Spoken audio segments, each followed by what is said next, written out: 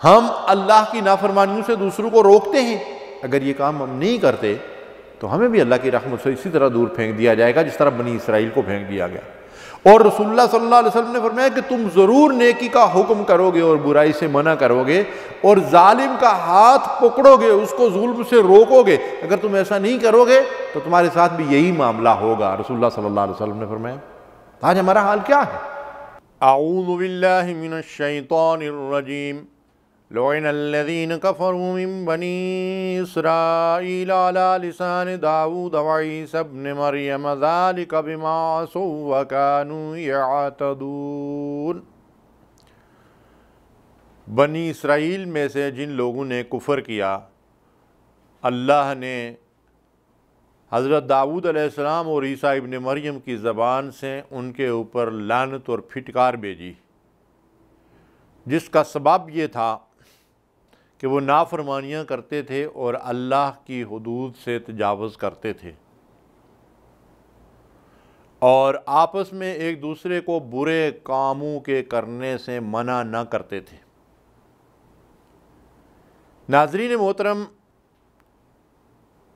امت مسلمہ سے قبل اللہ تبارک و تعالی نے بنی اسرائیل کو بڑا مرتبہ اور مقام دے رکھا تھا۔ ارشاد فرمایا انی فضلتکم علی العالمین، اے بنی اسرائیل میں نے تمہیں جہان والوں پر فضیلت عطا کی ہے۔ یعنی اس طرح ہمیں فرمایا کہ تم خیر امت ہو، ان سے فرمایا تھا کہ تم افضل امت ہو، افضل لوگ ہو۔ ان کو فضیلت کا مقام اللہ نے عطا کیا تھا، لیکن وہی اللہ ان کے بارے میں ارشاد فرماتا ہے کہ میں نے ان کے اوپر لعنت اور پھٹکار پہ ڈال دی۔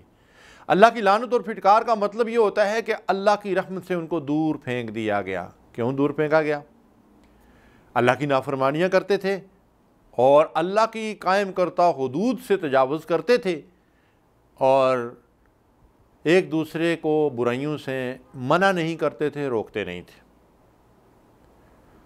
اس آیت مبارکہ کی تفسیر میں مولانا صلاح الدین یوسف اپنی معروف تفسیر کے اندر لکھتے ہیں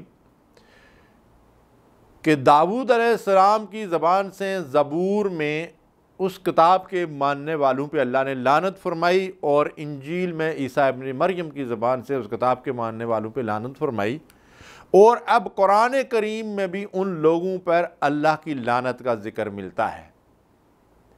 اگر ہم مسلمان بھی وہی کام کریں گے جن کی وجہ سے اللہ تعالیٰ نے ان کے اوپر لعنت اور پھٹکار بھیجی، تو کوئی وجہ نہیں ہے کہ ہم بھی اللہ کی رحمت سے اسی طرح دور پھینک دیے جائیں جس طرح بنی اسرائیل کو پھینک دیا گیا۔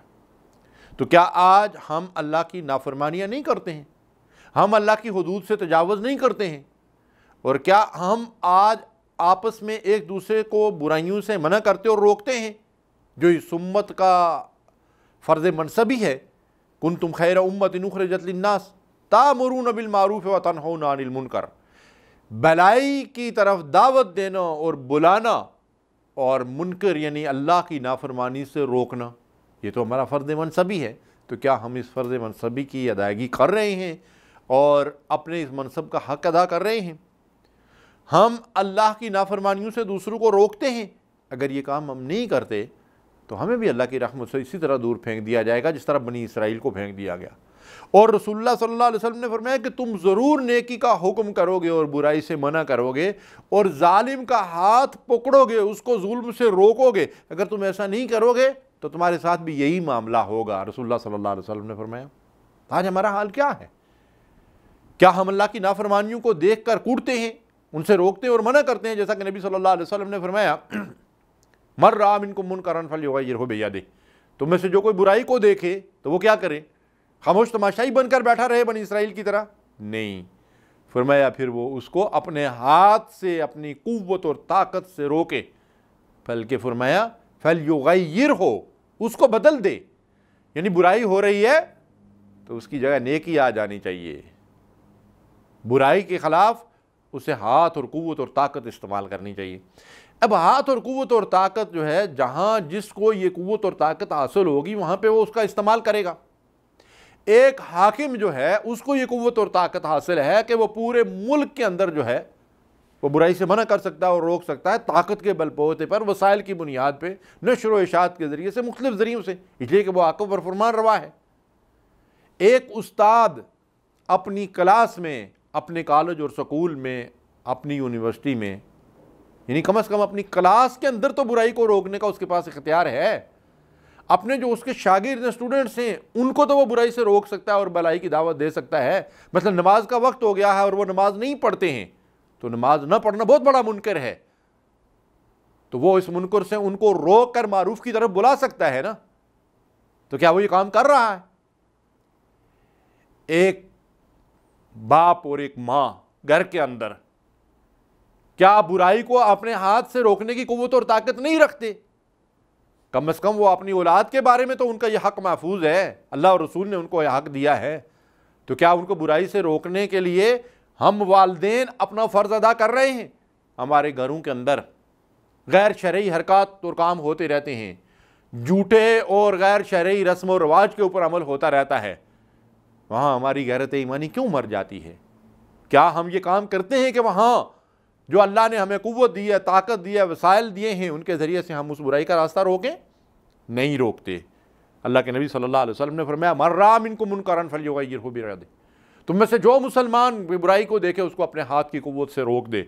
وَإِن لَمْ يَسْتَطِعْ فَبِلِسَانِهِ، اگر وہ ہاتھ سے روکنے کا اختیار نہیں رکھتا، یہ طاقت اسے حاصل نہیں، اختیار اس کے پاس نہیں ہے، یا اس سے کوئی فساد پیدا ہونے کا خطرہ ہے، تو اب وہ کیا کرے؟ زبان سے اس کی مذمت کرے. بہت سے مواقع بِهِ وَذَلِكَ أَضْعَفُ الْإِيمَانِ، فرمایا کہ اگر یہ استطاعت بھی نہیں ہے، زبان سے بھی نہیں روک سکتے ہو، تو دل سے برائی کو برا جانو، لیکن یہ ضعیف ترین ایمان ہے، یہ کمزور ایمان ہے.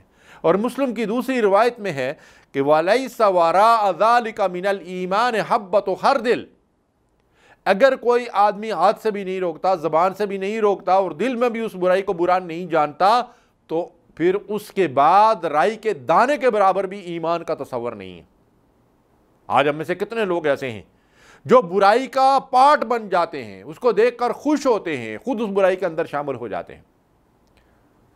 یہ ہمارے مجرے، یہ فحاشی عریانی بے حیائی کے نظارے، یہ ڈھول باجے اور تماشے، یہ فلمیں اور گانے، ان کے اندر جو لوگ بیٹھے ہوئے ہیں کیا وہ برائی کا حصہ نہیں ہوتے؟ کیا وہ برائی کو مٹانے والے ہوتے ہیں؟ وہ فحاشی عریانی بے حیائی کے پھیلانے والے ہیں. حتیٰ کہ جو عورتیں ننگے سر کھلے چہرے کے ساتھ بازاروں اور گلیوں اور دکانوں اور دفتروں میں پھرتی ہیں اور بیٹھتی ہیں، وہ منکر کی تشہیر کر رہی ہیں، خدا اور رسول کی نافرمانیوں کی تشہیر کر رہی ہے. روکنا تو دور کی بات ہے، وہ تو خود برائی پھیلا رہی ہیں. اس امت کا فرض منصبی کیا تھا کہ ہم نیکی کی دعوت دیں، نیکی کا جو ہے بول بالا کریں، اس کو پھیلائیں اور برائی اور شر سے دوسروں کو روکیں. ہمارا فرض منصبی کیا تھا کہ جس طرح بلدیہ والوں کی ذمہ داری ہے کہ شہر سے گندگی اور کوڑے کرکٹ کو ہٹانا ہے اور اس شہر کو غلاظت اور گندگی سے، بدبو سے پاک کرنا ہے. ہماری ذمہ داری تھی کہ جتنی منکرات ہیں ان سے معاشرے کو، ملک کو، گلی اور محلے کو، گھر کو، بازار کو، کچہری کو صاف کرنا ہے، بچانا ہے، برائی کو وہاں سے مٹانا ہے، اس غلاظت کو دور کرنا ہے، اور معروف کو اور نیکی کو، بھلائی اور خیر کو اللہ اور رسول کی اطاعت و فرمانبرداری کے ذریعے سے نیکی کو پھیلانا ہے. کیا ہم یہ کام کر رہے ہیں؟ اگر نہیں کر رہے ہیں تو یہ کام نہ کرنے والوں پہ اگر اللہ تبارک و تعالیٰ نے پہلے لعنت اور پھٹکار برسائی تھی تو ہم اللہ کی رحمت کے مستحق کیسے بن سکتے ہیں؟ وآخر دعوانا الحمدللہ رب العالمین. اللہم صلی علی سیدنا محمد وعلی آلہ وصحبہ